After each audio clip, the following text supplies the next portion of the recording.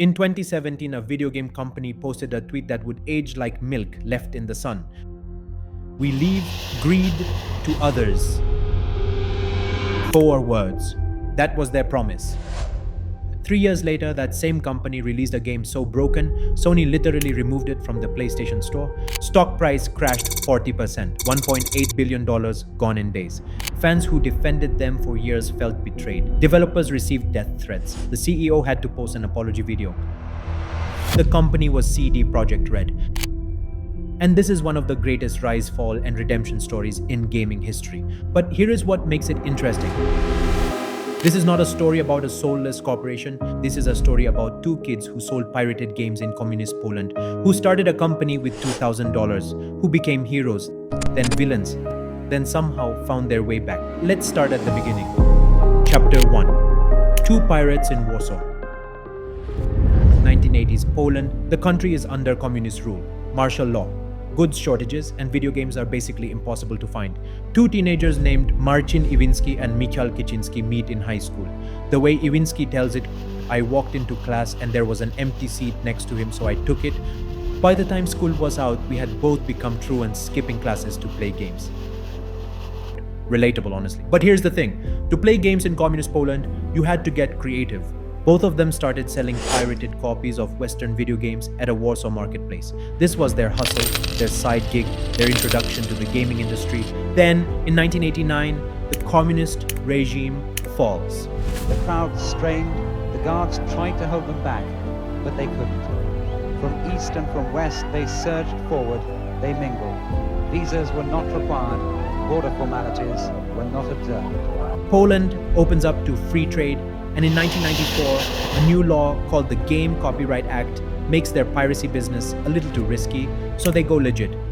Marcin Iwinski and Michal Kicinski found CD Projekt in 1994. They are both 20 years old. Their starting capital is $2,000. $2,000. Let that satisfying number sit with you for a moment, because this company is now worth over $6 billion.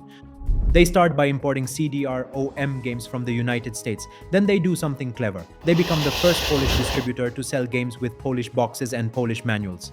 1999, they localize Baldur's Gate. It sells over 100,000 copies, massive for Poland. But importing other people's games was never the dream. They wanted to make their own. Chapter 2. The Witcher Rise.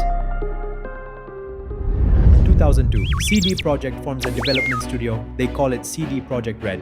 They need a game to make, and they find the perfect source material. A Polish fantasy book series called The Witcher by Andrzej Sapkowski. It is beloved in Poland, dark, mature, complex. They approach Sapkowski for the rights. Now here is where the story gets ironic. Sapkowski had sold video game rights before to another company. That game never came out. He thought games were a waste of time. So when CD Projekt offered to buy the rights, he took a lump sum and rejected royalties. The price: 35,000 Polish zloty. That is about $9,500 US. $95,000 for the rights to what would become a 75 million copy selling franchise. Sapkowski later demanded $16 million back. They settled. But imagine being that confident games would fail.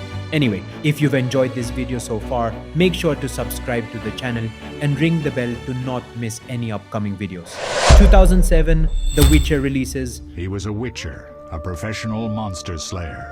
An unusual contract to lift the curse that held a monarch's daughter. It was enough to spend the night with the princess, dusk till dawn. If only she were not a deadly beast. Budget around $6 million. The most expensive Polish game ever made at that time. Development team of about 100 people. Most of them had never made a game before. The lead developers later called it, quote, a miracle, unquote. Metacritic score, 81. It was janky, rough around the edges, but it had something special. The writing, the atmosphere, the moral complexity. It sold over 1 million copies. For a Polish studio making their first RPG, that was massive.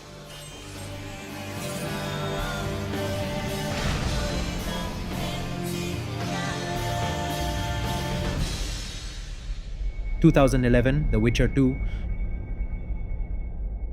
New proprietary engine, better graphics, bigger scope, $10 million budget. Sales 8 million copies. Now people outside Poland were paying attention, and then came the big one.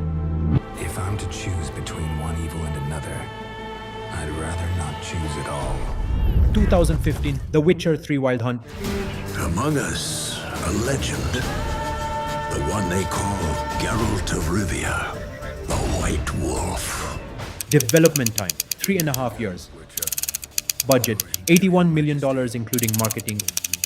Over 250 people in-house. 1,500 people involved globally. 500 voice actors.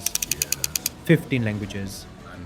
The result, 93 on Metacritic. Over 260 Game of the Year awards. The most awarded video game of all time. Sales, over 60 million copies and counting. CD Projekt Red was no longer a Polish success story. They were one of the most beloved studios in the entire industry. Chapter 3. The Good Guys. Here is where CD Projekt Red became something more than just a game studio. They became a symbol. While other companies were stuffing games with microtransactions, CD Projekt announced 16 free DLCs for The Witcher 3, cosmetics, quests, even a new game plus mode, all free. Marcin Iwinski said, quote, "I would really like to see such initiatives become an industry standard rather than an exception," unquote. They did not use DRM, their games were copy protection free, their philosophy was simple, DRM only hurts legitimate customers, pirates crack it anyway. They ran GOG.com, a whole platform dedicated to DRM free gaming. When EA was getting destroyed over Star Wars Battlefront loot boxes in 2017, CD Projekt tweeted their promise, quote, "No hidden catch. You get what you pay for. No bullshit, just honest gaming like with Wild Hunt. We leave greed to others," unquote.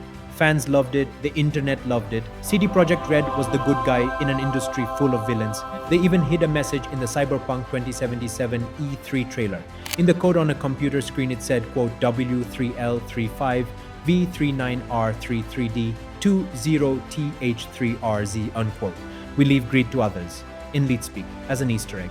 Another hidden message in that trailer asked if there would be microtransactions in Cyberpunk. The response, quote, "In a single-player role-playing game, are you nuts?" unquote. This was peak CD Projekt Red. Beloved, trusted, the studio that could do no wrong, which made what came next so much worse. Chapter 4. The Hype Machine.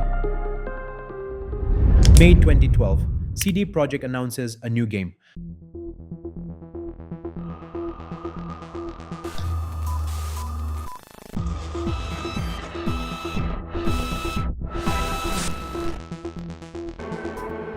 Cyberpunk 2077. Based on the tabletop RPG, a massive open world in a dystopian future. January 2013, first teaser trailer drops.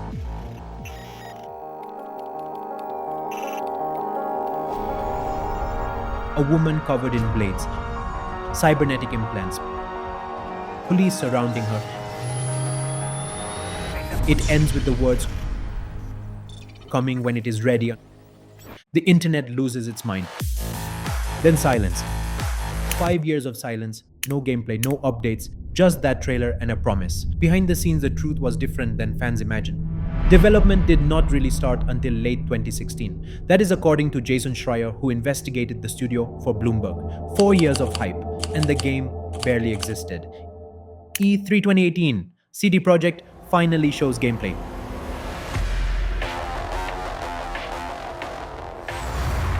Can't deny it, it's all true. The trailer wins over 100 E3 awards.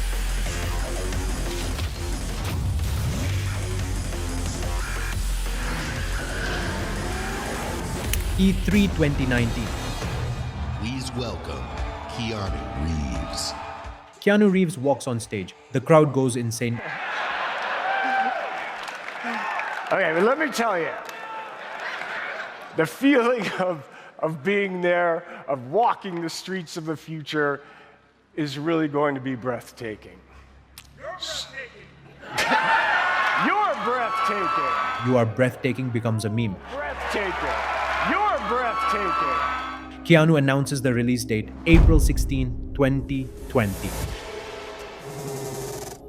Developers watching that announcement were stunned. One developer told Bloomberg, "I thought the date was a joke." Based on the team's progress, they expected the game to be ready in 2022, not 2020. But the date was announced. The hype train had left the station, and it was about to derail. Chapter 5. The Lies Behind the Scenes. Here is what was actually happening inside CD Projekt Red. The team was building the game while simultaneously building the engine. Everything was behind schedule. Crunch became mandatory. Now CD Projekt had promised no crunch. After Witcher 3, they said never again. I think some people were working long hours on the demo, and some who felt like they wanted to leave, they were leaving, and there was no problem about it. So actually it's still a lot of work ahead of us, because we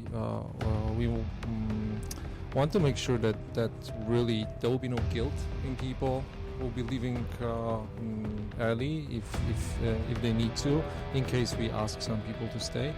They were supposed to be different. They were not different. Some teams had been crunching since July 2019, over a year before launch. 16-hour days, 6-day weeks. Adrian Jakubiak, a former audio programmer, described it like this, quote, "There were times when I would crunch up to 13 hours a day. A little bit over that was my record, probably. And I would do 5 days a week working like that. I have some friends who lost their families because of these sort of shenanigans." Unquote. Lost their families? Let that sink in. The game got delayed. April 2020 became September 2020. Then September became November. Then November became December. 3 delays in 8 months. Developers learned about these delays at the same time as the public, through Twitter. Their own company did not tell them first. Adam Badowski, the studio head, acknowledged breaking their no crunch promise in an email. Quote, "I know this is in direct opposition to what we have said about crunch." Unquote. But by December 2020, there was no more room to delay. The game had to ship. Ready or not. Chapter 6, December 10th, 2020. The day Cyberpunk 2077 launched. On PC, it was fine. Buggy but playable, 87 on Metacritic. On PlayStation 4 and Xbox One, it was a disaster. Can't deny it, it's all true. But everybody still wants to live here. This city's always got a promise for you. Might be a lie, an illusion. Frame rate drops, crashes, textures not loading, characters falling through the world, police spawning directly behind you. Metacritic score for the console versions, 51. One of the biggest gaps between PC and console scores in gaming history. But here's the thing that made it worse. The CD Projekt knew. They only sent PC review codes to journalists. Console versions were not provided until 1 day before launch, forbidden from using their own footage. They could only use official pre-rendered clips provided by CD Projekt. We've greatly enhanced our crowd and community system to create the most believable city in any open-world game to date.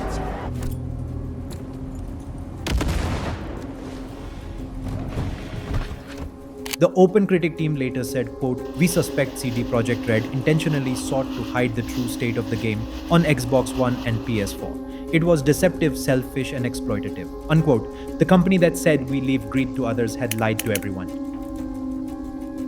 December 14th, 4 days after launch, CD Projekt posts an apology. Quote, "We should have paid more attention to making it play better on PS4 and Xbox One."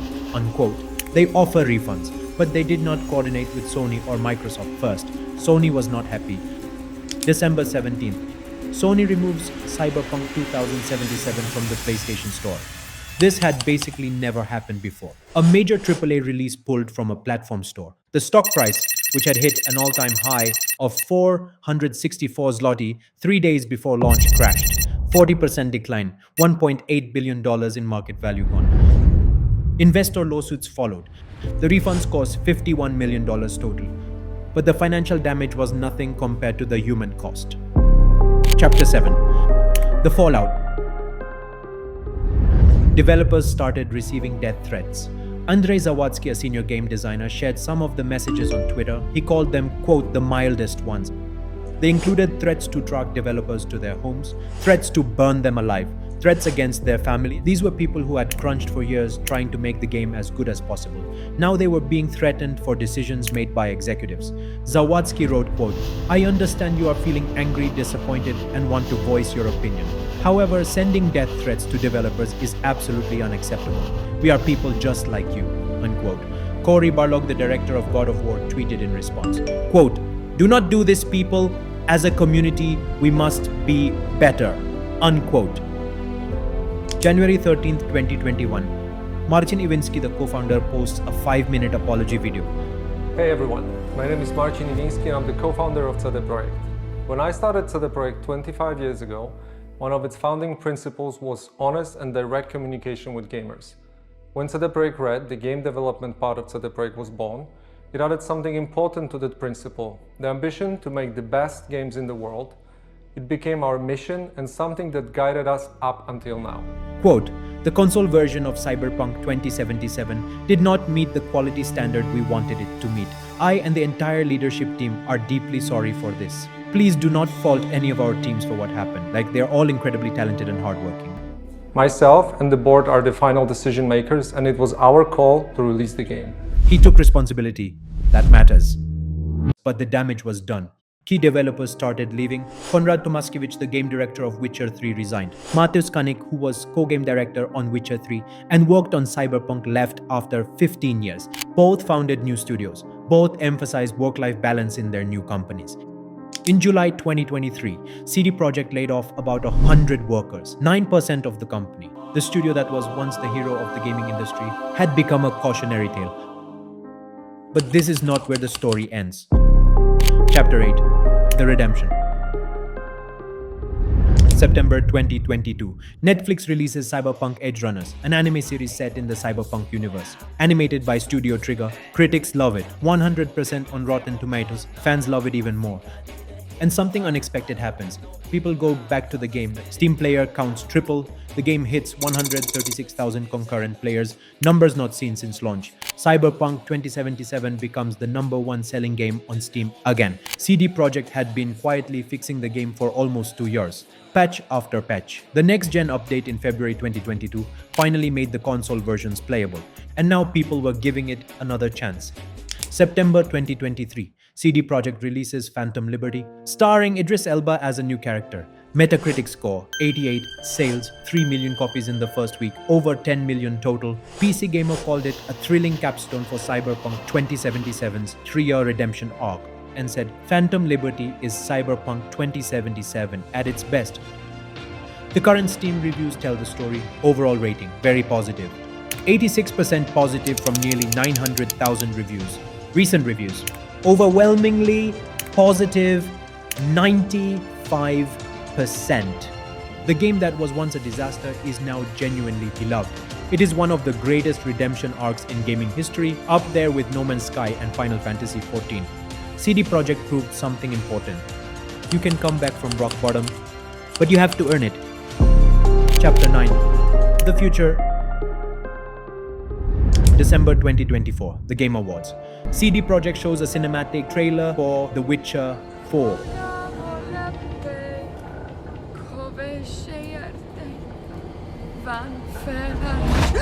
Back to the village. Go, now. The protagonist is Ciri. There are no gods here. There are only monsters. Full production began in November 2024. They are using Unreal Engine 5 now instead of their own engine. They have also announced Cyberpunk 2. It is in pre-production. Targeting around 2030 or 2031, the company currently has over 1,200 employees, 800 developers. They are working on multiple projects simultaneously. Will they repeat the same mistakes? Honestly, we do not know. But there are signs they learned something.